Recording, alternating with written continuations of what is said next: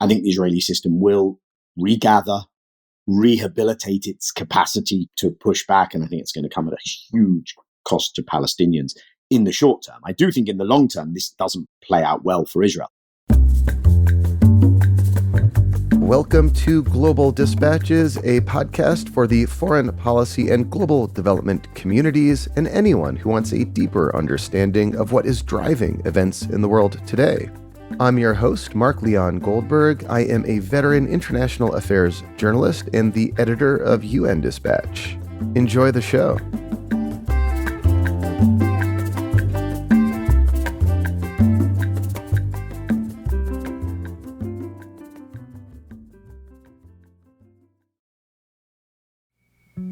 The crisis in Israel and Gaza and Southern Lebanon and the West Bank is unfolding rapidly.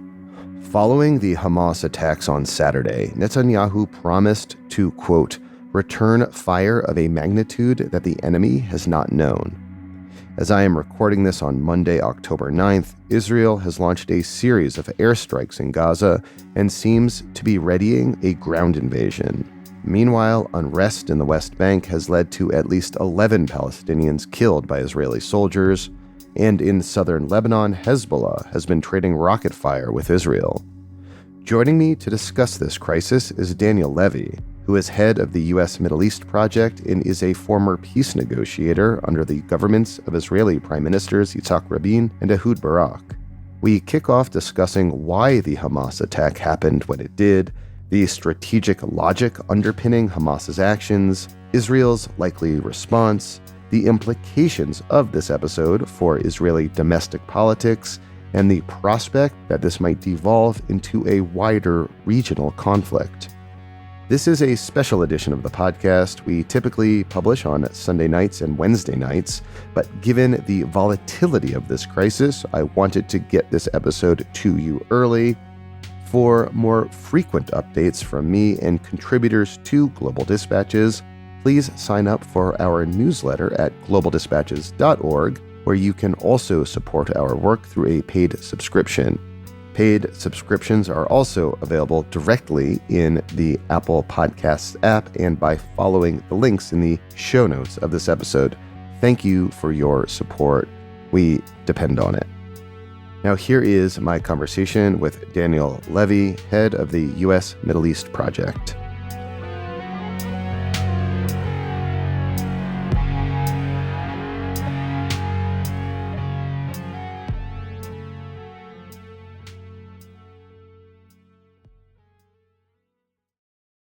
Daniel, thank you so much for taking time to speak with me on just a very hectic day. I've seen you in various media across the U.S. this morning, so thanks for taking time to chat with me. To kick off, I am interested in getting your perspective on why Hamas decided to launch this attack now. Obviously, this seemed to have been in the works for a long time, given the complexity of the operation, but why do you deduce they decided to strike when they did? As you say, this sophistication of operation clearly was not in the planning for only a short period of time. That, of course, doesn't mean that the go, no-go decision was taken a long time ago. In fact, one would imagine that was much sooner. There have been some reports, and I am really not convinced that those are accurate, that there was perhaps a meeting that took place in Beirut, that the final green light is given by Tehran. And I would distinguish between two things here. I don't think that is the case. I don't think the instruction came out of Tehran or the Hezbollah-controlled parts of southern Beirut. What I would say on that is that the capacity of Hamas and the other important resistance movement participant in this, the Palestinian Islamic Jihad, has been upgraded as a consequence of the relationship that they have with the other members of the axis of resistance. And this is a thing, the axis of resistance, which includes Iran, includes Hezbollah, it includes these movements. And so the ability to conduct asymmetric warfare of the type that we saw is in part a function of that relationship, but that doesn't mean that they are a proxy who does Iran's bidding. That's like a long-standing idea that Hamas is supported by Iran, but is not a proxy of Iran, as opposed to Hezbollah, which is very much a proxy of Iran. And that is one of I think, the key distinguishing features between those two entities, among others. I agree, but I would also want to position these things on a spectrum. In other words, Hezbollah also has a Lebanese constituency that it has to think about. So there's complexity in all of these relationships. Now, the other thing that looms large in conversations around the Middle East that relate to the Israeli-Palestinian situation and that people are therefore looking at and saying, aha, is that the proximate cause? Is the American push to achieve a package that would be US-Saudi? There's a lot of geopolitics around that as to why America would want to be deepening its relationship with Saudi right now, perhaps decelerating Saudi's geopolitical pivot, but that also has an Israel leg. Part of the package is a normalization with Israel.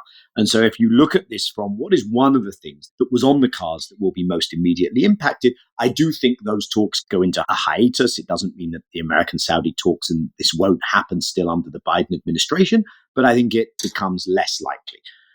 It has been put to me that that seems a decent explanation as to why now.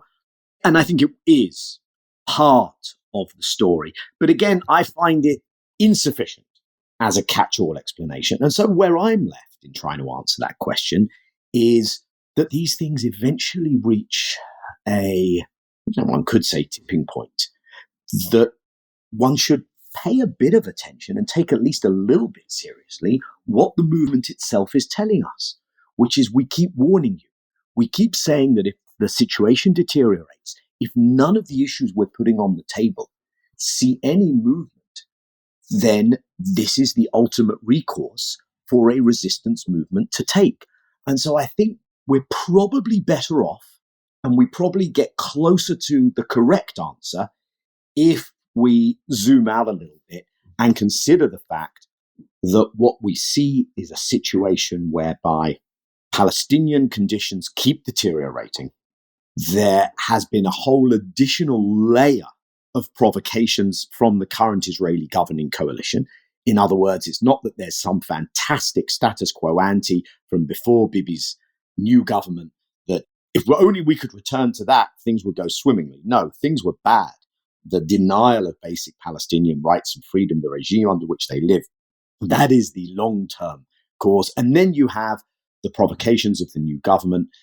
The ones that Hamas has focused on is Al-Aqsa, is the Temple Mount, the holy site in Jerusalem. And there's a disagreement actually within the Israeli government on this, which I won't go into. It's interesting, but you have important forces in the government who have been pushing the envelope on that.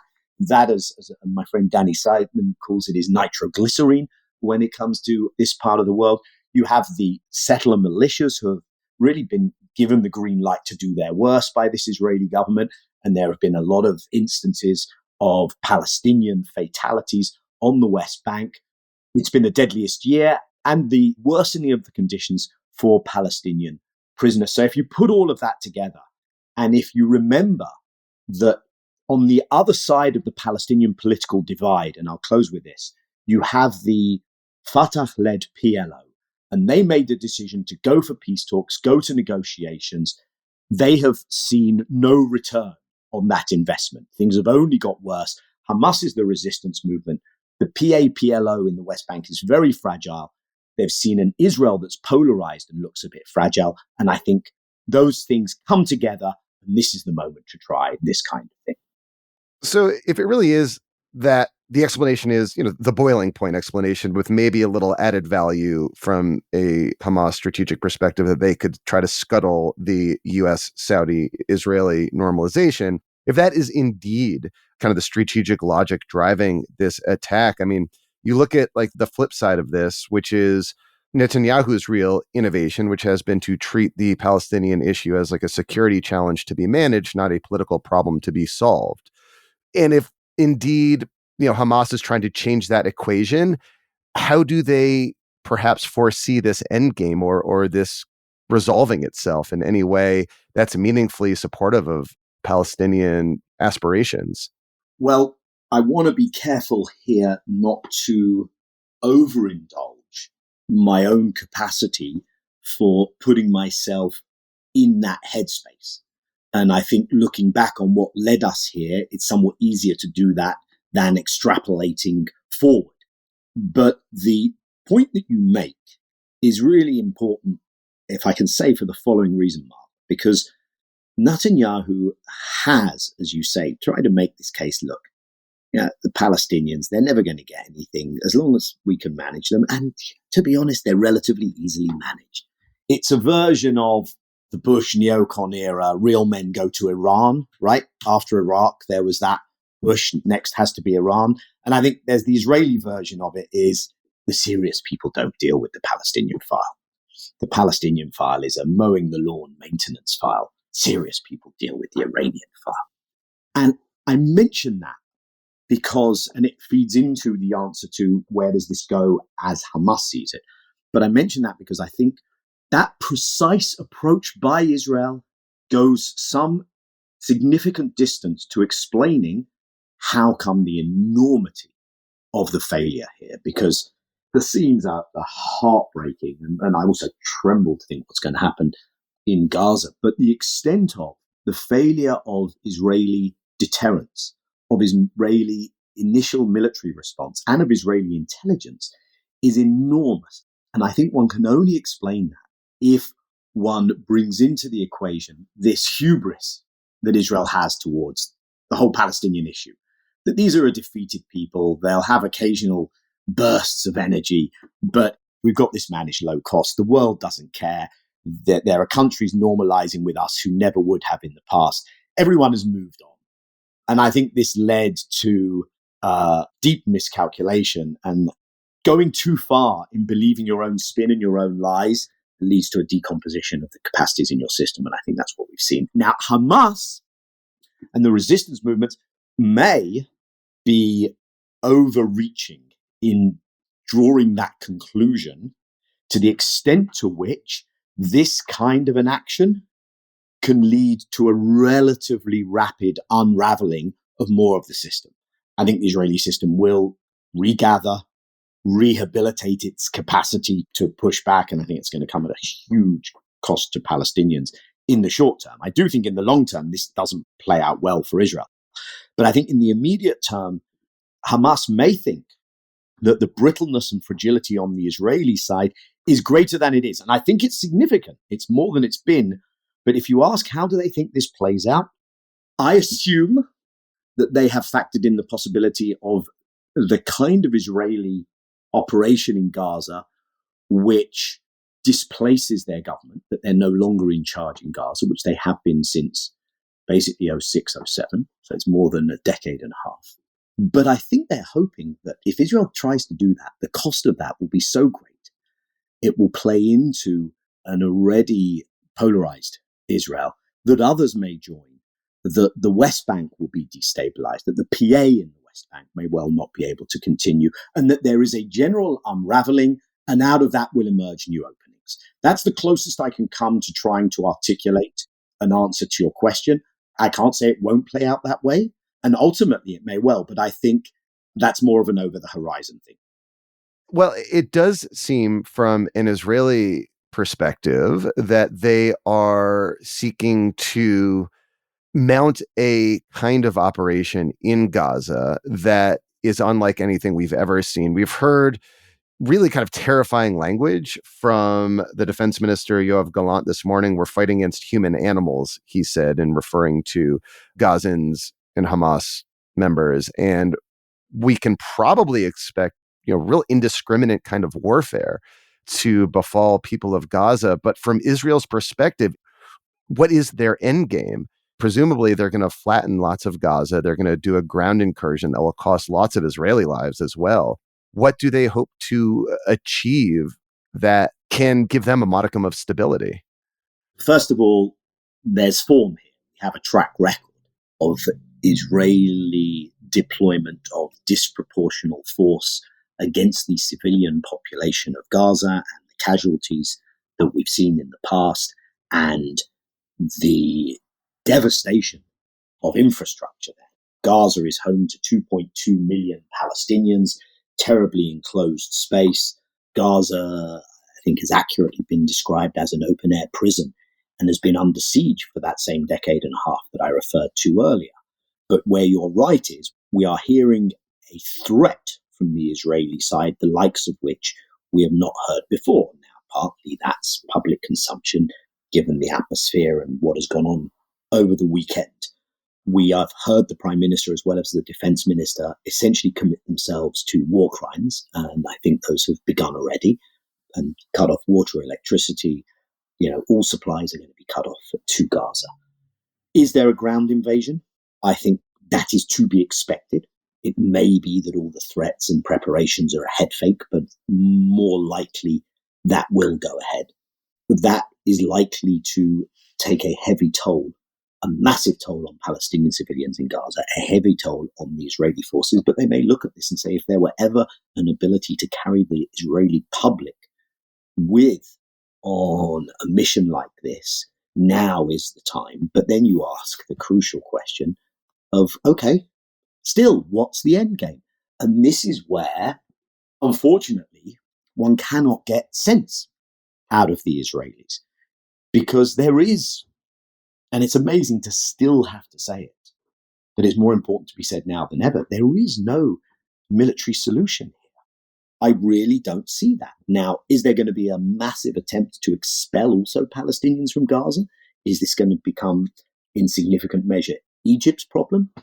What you have in Israel today is essentially two camps, I think one could accurately call it. In the past, there were two camps, one of which said, we maintain and entrench the occupation, we keep seeing how much more we can take from the Palestinians, and there's no compromise here. And another camp said, look, we've got to make some kind of compromise. On a very good day, you might have an opposition which talked about significant deoccupation. Most of the time, and it's true of the current opposition leadership of Lapid and Gantz, if people are familiar with those names, they were in government partnership with a settler leader, Naftali Bennett, in what was the alternative to Netanyahu just a year ago. At the moment, the opposition camp really doesn't offer much at all. It's a continuation of current policies, just with a ever so slightly more humane face. But today, the division is really between those who say, steady as she goes, we have managed to, in an incremental, gradual fashion, take more and more of the Palestinians, confine them to ever smaller spaces, create a regime which the West and the US at least accept, which has been defined internationally by the leading human rights organizations, Human Rights Watch Amnesty, by Israeli Human Rights Watch, by the Palestinian groups, and even by former heads of the Mossad as a regime of apartheid, versus those who say, but the problem is the Palestinians are still there, and therefore we haven't actually won. And so you increasingly hear from the Israeli right, including from deep inside the Likud, including in the last days, that we need to get rid of the Palestinians. There needs to be a second Nakba. The Nakba was the mass expulsion of Palestinians during the creation of Israel, and only a mass act of ethnic cleansing can resolve this. So if you like, that's the mirror image. That's the very maximalist thinking. But those are the contours of the argument on the Israeli side. And if you ask endgame, then that's the space we're in.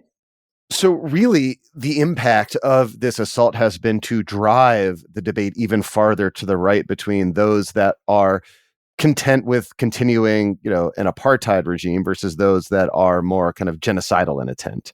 That's just like an awful, awful conclusion to draw, but it seems to reflect the reality of domestic Israeli politics right now. I guess I've led you there, Mark.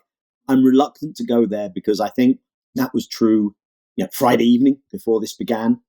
And I think it's true when we're talking. That's certainly the immediate wave of reaction. But talk me down, please. I'll talk you down, exactly. I'd like to believe, for someone like me, this is the worst of times also for the following reason, because you spend literally day after day, week after week, talking to officials, talking to policymakers, and you say to them, you want to ignore the Palestinian issue. And this is, of course, very bon ton. The Palestinian issue has been swept under the carpet. Oh, gosh, Daniel, you still deal with that old nonsense? And you say to them, but it's going to blow up if you close every other avenue. If you're not going to do anything diplomatically, if you're going to say to Israel, don't worry, you don't have to make any hard choices.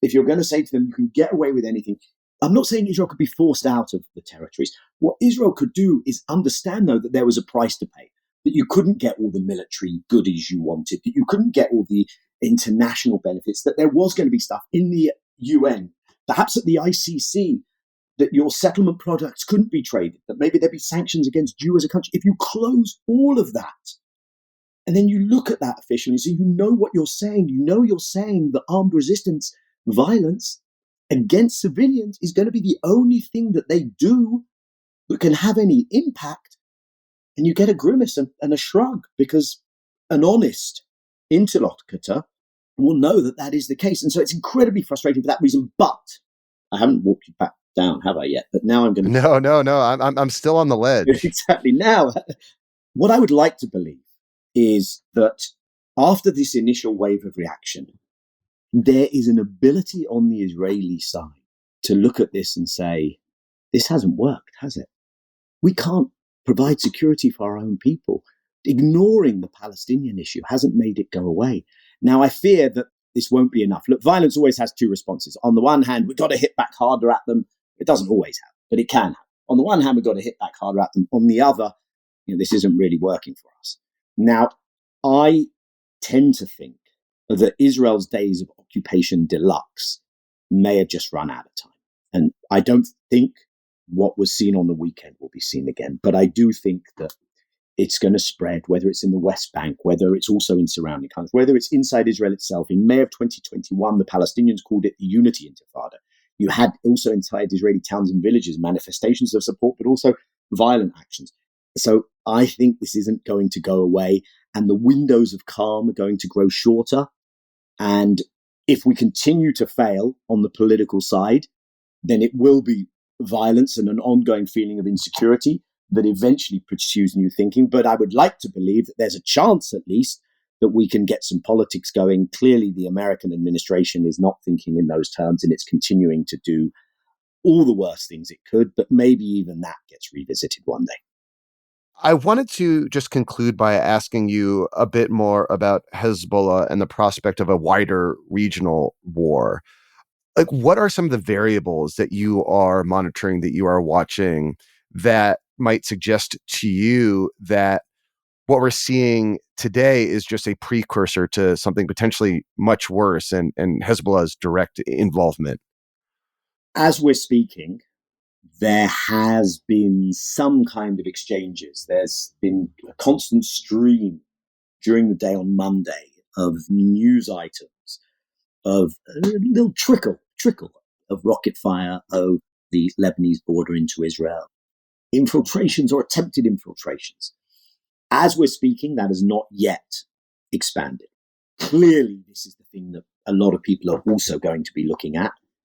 I tend to think that on the Israeli side, the option of go really big, and if you actually want to be able to maintain an extensive, prolonged action in Gaza, then you are going to have to deal with Lebanon. So do it preemptively, and maybe even under the cover of this, go even larger and do something more aggressive directly against Iran than the kinds of covert, although with very little denial, operations that have happened so far.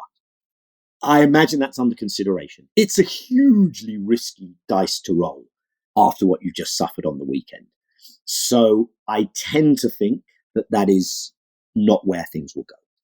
In terms of the other side, how long would Hezbollah be able to sit on the sidelines if the images coming out of Gaza and perhaps elsewhere in the Palestinian territories and inside Israel, if those images, and if it's relentless and it's appalling scenes, how long can you sit on the sidelines as Hezbollah? Well, maybe you can sit it out entirely. But I do think the longer this goes on, the more unpredictable the Lebanon part of the equation gets. But perhaps from the Israeli side, you don't want to risk that. And from the Hezbollah side, you say, let's maintain some capacity. Not every resistance front should move at once. So that's what's hanging in the balance. And I think it would be impossible to say at this stage. Yeah, things are just too volatile at the moment, I think, to predict anything one way or the other. I really appreciate your time, Daniel. Thank you so much. It's a pleasure, Mark. Thank you for having me with you.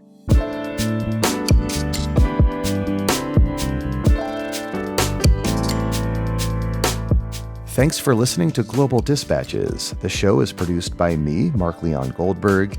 It is edited and mixed by Levi Sharp. If you are listening on Apple Podcasts, make sure to follow the show and enable automatic downloads to get new episodes as soon as they're released.